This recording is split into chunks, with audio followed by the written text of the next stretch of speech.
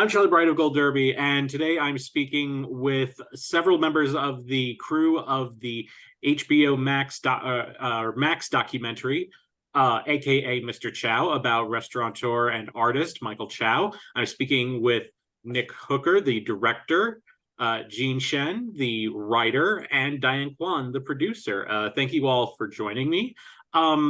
First, I want to direct this first question. I think it's probably the most important question to you, Jean. What's your favorite dish that you've eaten at Mr. Chow's? Wow. Well, Peking duck is the best in the world. Peking duck's the best in the world?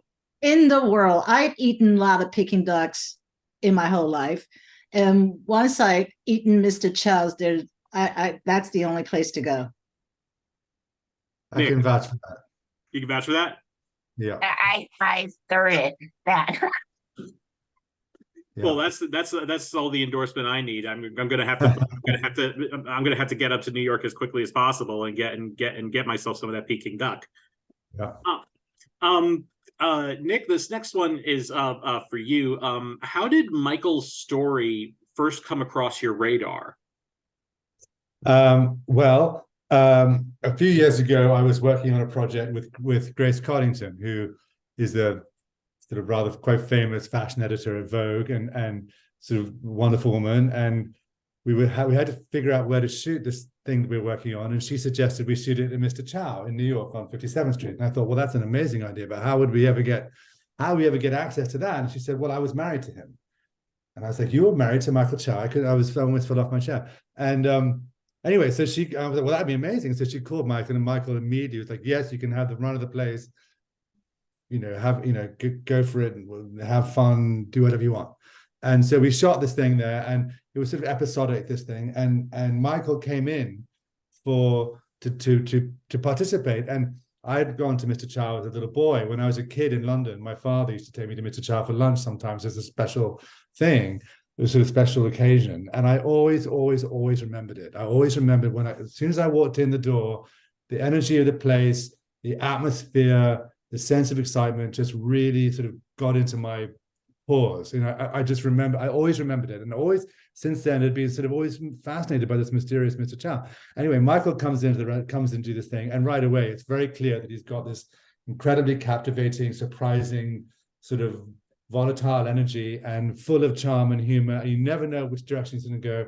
And I thought, well, he'd be an amazing subject for a film. And I was working with a production company at the time, and I talked about it with them. We sort of all talked about it together, and we set about trying to find out what his story was, because there was no biography of Michael. So I had to kind of gain his trust and get him to open up, and first of all tell me his story, and then I had to kind of verify it, and eventually we got into a place where I was able to take it to Graydon Carter, and Graydon took it to HBO, and there we were, and then this great, wonderful team started to come together.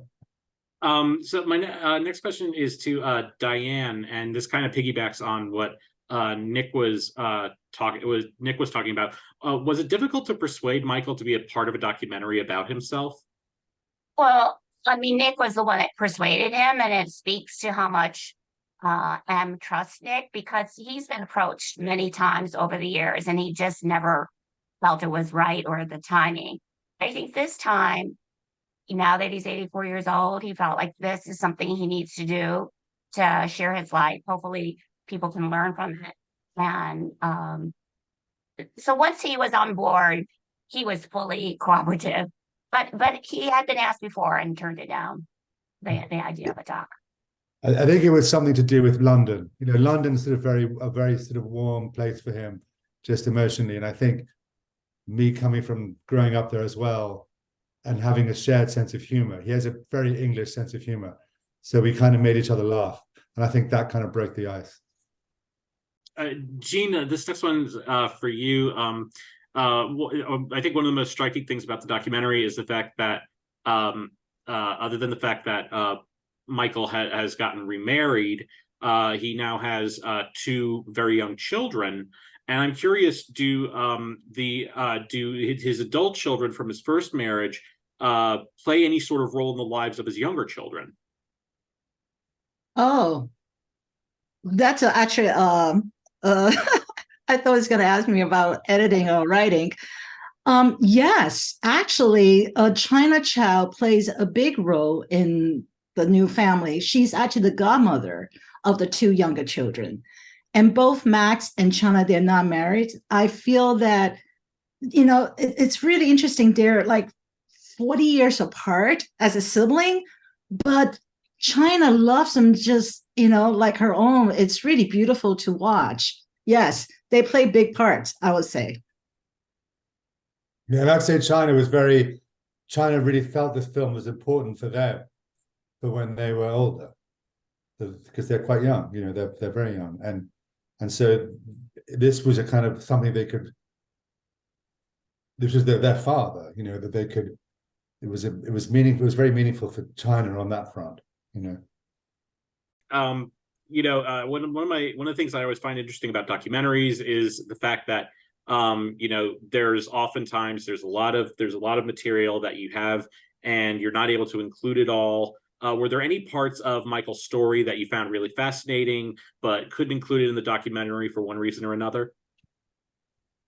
I mean, this one, there was really very, very little. I mean, I really felt like we kind of got through. The only one on this one, if there was anything, was that Michael, but it really was it ended up sort of becoming a little island that was obviously didn't really, and we had, Gene had got this wonderful rhythm going, but it was really to do with his Art Deco collection. So that one time, Michael had one of the world's greatest Art Deco collections, and they are the most exquisitely beautiful objects. These desks and tables and vases and Jean Dunard and Ruhlmann, and they were very, very, and the way he put it together was very wonderful. And the way his apartment above Mr. Chow on 57th Street, the way that was decorated and that was laid out was really like, I mean, we see photographs of it, you're just like, oh my God, imagine it. But funny enough, the kids who Max and China, when they were little children, it was like they couldn't touch anything. It was like living in a museum. So it had its other, but that was the only, but other than that, I felt like we got everything, Yeah, I mean, we interviewed a lot more people than what you see, and we just had to, make decisions about which interviews drive the story and push the story forward. But they were all really great and lots of celebrity stories that M told us, but we just couldn't include them all. As you can imagine, at 84, he has lots of stories, but we had to make decisions. Yeah.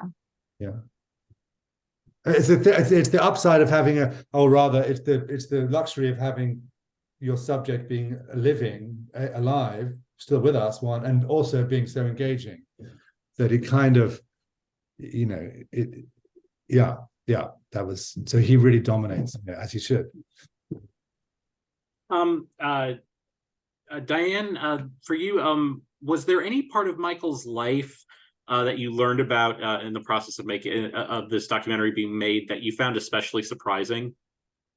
Well, I knew he was just like most of the world. I knew he was a famous restaurateur and very successful, but I didn't know his whole background. Number one, that his father was this wonderful Beijing opera artist and just one of the most famous in China. I had no idea about that background. And I also didn't realize that he's a painter and artist and how it started many years ago and now he's come back to it. So look for those elements. I think that was when I was doing research about the project, really was what I mean, of course I love the restaurant, but I wanted to this other part of the story too that to me was super interesting. Can I just add just to the previous question about what story was left out? It's actually a story wasn't, it's just so hard to tell. When Michael was in Rome, 1961, he actually was separated from his family by them for probably 8 years. 8 years. And there's one story that it's actually, he went to a restaurant, there's a woman sitting there. And she say, "Are you Michael Chow?" And she say, "I'm your sister." Vivian, the younger sister who was in Hong Kong. So, I mean, he said his story was melodramatic, and it was. And there was all those, moments we just couldn't include in the film. Yeah. Gene, I'll ask this one to you, but I have a feeling some of the others might want to elaborate on this. It's one thing to see a piece by an artist, but it's another thing to see an artist actually create a piece. And what I was curious about is, what is it like to watch Michael Chow create a piece, in front of you? Thank you for that question, because when I first started film, I actually was not aware of abstract art. It's just not my forte. So we watch him pour paint and just hammer the paints and do all kind of fantastic stuff. I have no idea what it was going to become. It's like, when we gather, it's like filmmaking. We gather all the material. We never know what was going to become at the end. So until 2 years into the filmmaking, I was at London at the gallery opening.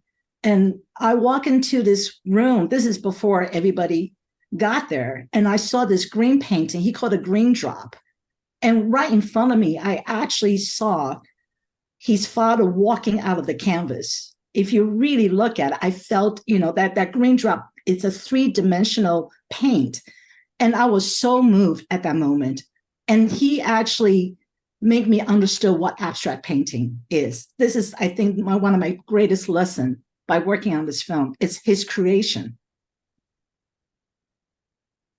Nick, Diane, was there anything you wanted to add to that? I was just going to say, he had so much energy. We started out filming in his studio and we had no idea what to expect. And you see in the film him going up and down ladders and running around and putting all these pieces together. It was just amazing to see how the energy he had. And then to Gene's point, you don't know like what the end piece is going to be. He calls it collaging, but as he said, everything is planned. In the end, it all comes together, which is so amazing to me. To the point, like Gene says, you see it like, oh, this is what he was trying to get across. To me, watching him paint I just got an incredible sense of freedom, where the freedom he had found for himself. Like he felt there was no doubt, the sense of freedom we witnessed, that was so, for me, so kind of intoxicating and very kind of powerful and very palpable. And he really felt like, when he first started painting in London, he was very much in his father's footsteps. His father was a sort of pure artist, devoted to art, like almost like a religion, and didn't really care about money and bills and the sort of mundane things of life. And he couldn't get anywhere.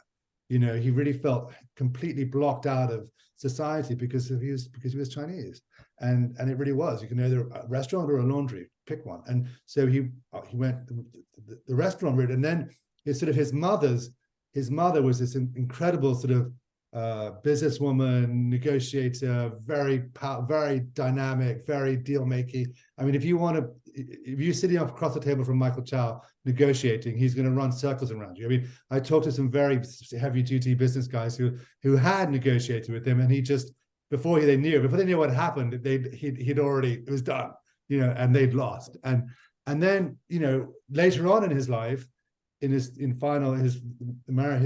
previous marriage, and he was in a depression. The marriage wasn't working, and he was really in a terrible place.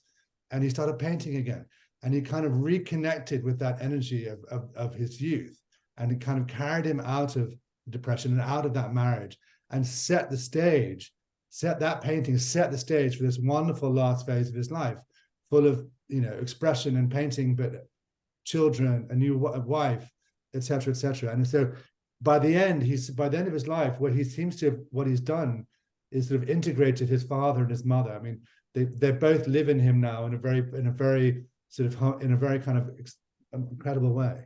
And the painting is the place where that has all come together.